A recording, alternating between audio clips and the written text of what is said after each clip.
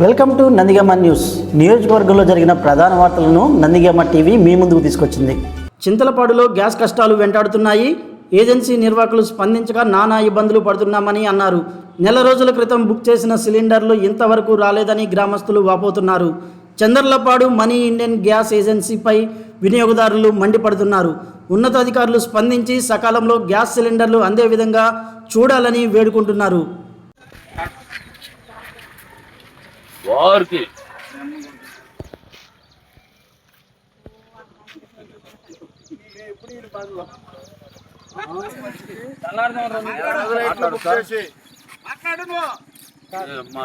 మూడు రోజుల నుంచి ఇక్కడ కొట్టుకుని ఉంటే బండలు లేవండి. మండలంలో పెద్ద ఊరేది చింతలపాడే కదా.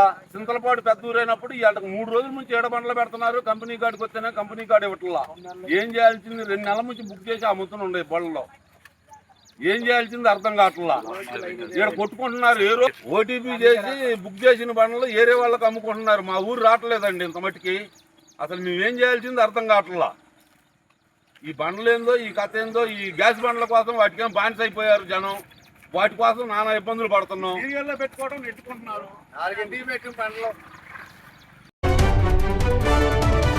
తక్కువ ధరకే వజ్రాలు వస్తాయని ఆశ చూపి వృద్ధురాల నుంచి 5 లక్షల రూపాయలు కొట్టేసిన ఘటన ఆలస్యంగా వెలుగులోకి వచ్చింది. నందిగామ పట్టణం మయూరి సెంటర్కు చెందిన షేక్ నూర్జహాన్ వృద్ధురాలు ఒంటరిగా నివాసం ఉంటుంది.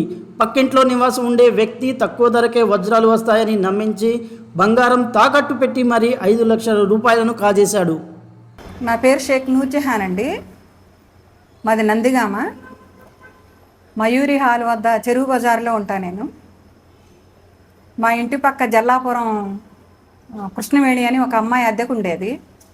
వాళ్ళ ఫాదరు జల్లాపురం కన్నా అలియాస్ కరుణాకర్ రెడ్డి, వాళ్ళ అమ్మ శివమణి, వీళ్ళు మొత్తం కలిసి నా దగ్గరికి వచ్చి వాళ్ళు వజ్రాల వ్యాపారం చేస్తారని 5,000 రూపాయలకి చాలా విలువ గల వజ్రాలు వస్తున్నాయి, అవి అమ్మితే 15-16 లక్షలు వస్తాయి, మీకు డబ్బులు ఇవ్వమని అడిగారు నన్ను. నా దగ్గర డబ్బులు ఇవ్వనంటే నా నగలు తాకట్టు పెట్టైనా ఇవ్వమన్నారు. 4-5 రోజుల్లో ఇచ్చేస్తాం డబ్బులు అని చెప్పి గట్టిగా చెప్పారు. నేను వాళ్ళ మాటలు నమ్మి నా బంగారం బజాజ్ ఫైనాన్స్లో పెట్టి 5 లక్షలు జల్లాపురం కరుణాకర్ రెడ్డికి ఇచ్చానండి. అతను వారం రోజులు అన్న అతను 10 రోజులైనా నెలైనా ఇవ్వలేదు. ఏప్రిల్ 19వ తారీఖున అతనికి బంగారం పెట్టి నేను 5 లక్షలు ఇచ్చాను.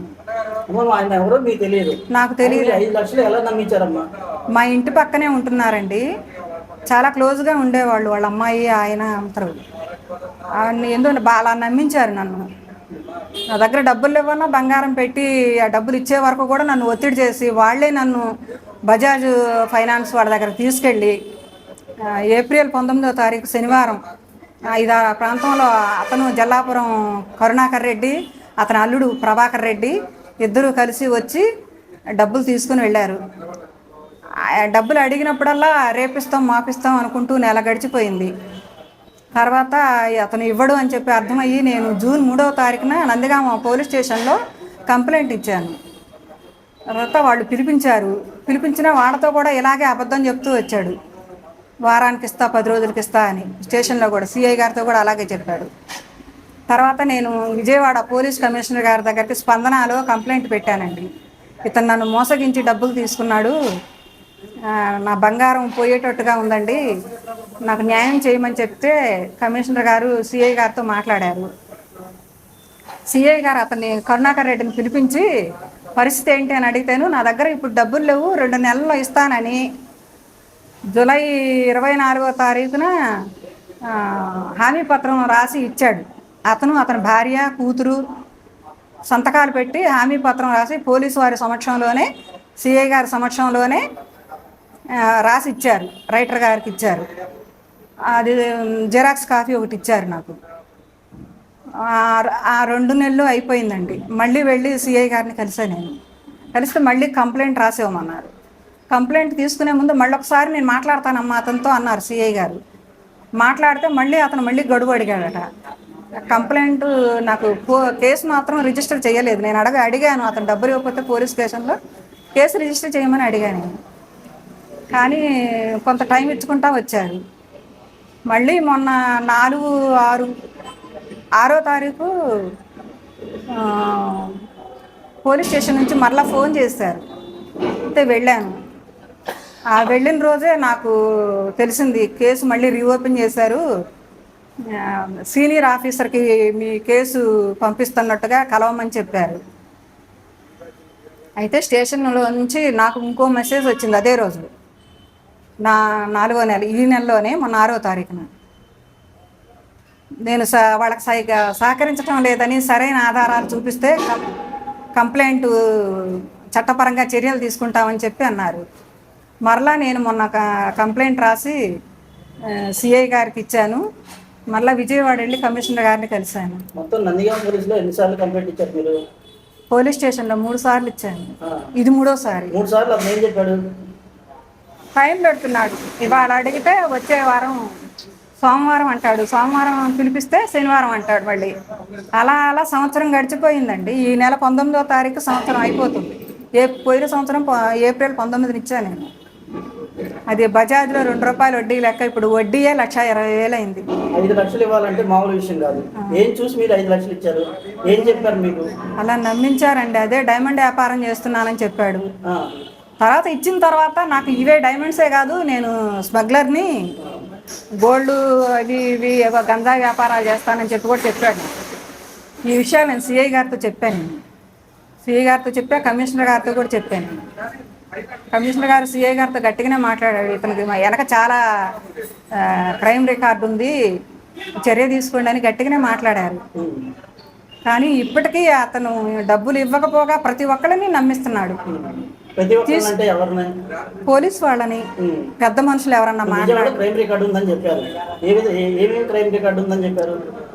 ఇతను చర్లపల్లి పోలీస్ స్టేషన్లో ఇతని భార్యని అరెస్ట్ చేశారని, బెయిల్ మీద బయటకు వచ్చి పరారయ్యి ఇక్కడ ఉంటున్నాడని తెలుసండి. ఇక్కడ గర్నేని వెంకట్రావు గారి అపార్ట్మెంట్లో ఉంటున్నాడు. ఆ అపార్ట్మెంట్ నాదని చెప్పాడండి నాకు ఫస్ట్. తర్వాత అందులో వాచ్మెన్ అని చెప్పి తర్వాత వాళ్ళు చెప్పారు, గర్నేని వెంకట్రావు గారు. అయితే నందిగామ పోలీసులో ఫిర్యాదు చేసిన తర్వాత మీరు విజయవాడ వెళ్ళారు. వెళ్ళాను. విజయవాడ నుంచి మళ్ళీ ఫిర్యాదు ఎక్కడికి వచ్చింది? విజయవాడ కమిషనర్ గారికి ఫిర్యాదు ఇస్తేను ఏసీపీ గారికి పంపించమని దాని మీద రాసి ఏసీపీ గారికి పంపించమని చెప్పారు. అంతవరకు జరిగిందండి. మీరు అడిగారా డబ్బుల విషయం? మళ్ళీ అడిగారా? అడిగానండి. అతనికి కూడా మళ్ళీ ఫోన్ చేసి అడుగుతూనే ఉన్నాను. అడిగినప్పుడల్లా శనివారం ఇస్తానంటాడు, శనివారం ఫోన్ చేస్తే సోమవారం ఇస్తానంటాడు. ఆ సంవత్సరం గడిపేశాడు సార్. ఏం కావాలనుకుంటున్నారు? మీ డబ్బులు ఇస్తాడని వచ్చిందా? చెప్పిన మాటలను బట్టి అనిపిస్తుంది ఇస్తాడు అని. కానీ అతని వెనక ఎవరో ఉన్నారండి, డబ్బులు ఇవ్వకుండా ఆపుతున్నారు. ఆ శక్తులు ఆపుతున్నాయి నాకు.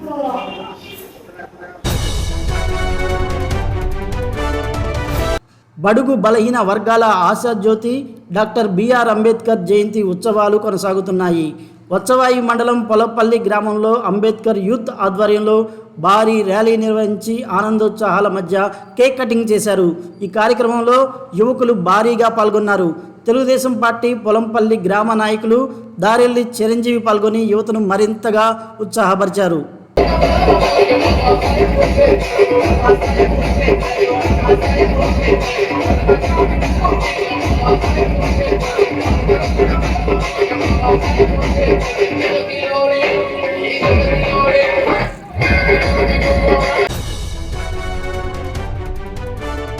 రాష్ట్ర వైఎస్ఆర్ కాంగ్రెస్ పార్టీ మీడియా ప్రధాన కార్యదర్శి శ్రీహరి అరెస్టును ఖండిస్తున్నామని రాష్ట్ర YSR Congress party SC cell కార్యదర్శి వేల్పుల రమేష్ అన్నారు.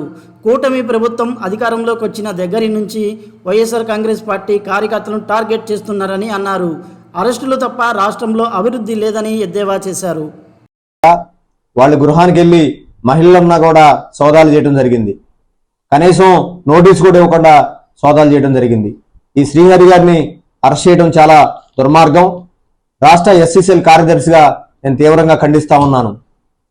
కూటమి ప్రభుత్వం వచ్చిన 23 నెలల నుంచి ఈ రాష్ట్రంలో ఉన్న రాష్ట్ర వైఎస్ఆర్సీపీ నాయకులను, కార్యకర్తలను, మహిళలను ఏ విధంగా ఇబ్బంది పెడుతున్నారో రాష్ట్ర ప్రజలందరూ చూస్తా ఉన్నారు. అక్రమ కేసులు పెట్టి, రెడ్ బుక్ రాజ్యాంగంలో కేసులు పెట్టి ఏ విధంగా అరెస్ట్ చేస్తున్నారో, ఏ విధంగా ఇబ్బంది పెడుతున్నారో మనం చూస్తా ఉన్నాం.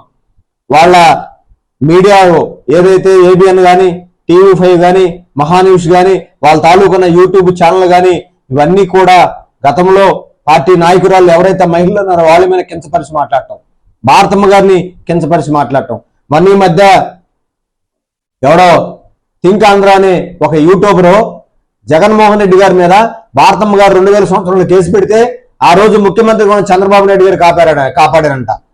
ఈ విధమైన ప్రచారాలు చేసుకుంటూ తప్పుడు వాక్యాలు మాట్లాడుకుంటున్న వారిపైన కేసులు పెట్టాల్సింది పోయి మీరు చేస్తున్న అరాచకాలు, అక్రమ అరెస్టులను ఎప్పటికప్పుడు మీ ఛానల్లో మీ నాయకులు మాట్లాడుతున్నా, మహిళల గురించి మాట్లాడుతున్నా, వాళ్ళ కించపరిచి మాట్లాడుతున్న వార్తలను సేకరించి మా ద్వారా, కార్యకర్తల ద్వారా, నాయకుల ద్వారా ఎప్పటికప్పుడు ఖండిస్తా ఉంటే శ్రీహరి గారిని ఎన్ని ఖండించే కార్యక్రమాలు చేస్తున్నారనే ఉద్దేశంతోనే ఈరోజు అక్రమ అరెస్ట్ చేశారు. కనీసం సివిల్ డ్రెస్ లో వచ్చి నోటీసు ఇవ్వకుండా అరెస్ట్ చేయడం మీకు పరిపాటిగా అలవాటుగా మారిపోయింది ఈ ప్రభుత్వానికి. ఇది చాలా దుర్మార్గం. రాను రోజుల్లో మీరు ఖచ్చితంగా దీన్ని మళ్ళీ రిటర్న్ అనుభవించాల్సి వస్తుంది జగన్మోహన్ రెడ్డి గారు 29 వచ్చిన తర్వాత అని కూడా నేను తెలియజేసుకుంటూ, మరి 23 నెలల పరిపాలనలో ఈ రాష్ట్రంలో అభివృద్ధి కుంటుపడది, సంక్షేమం కుంటుపడది.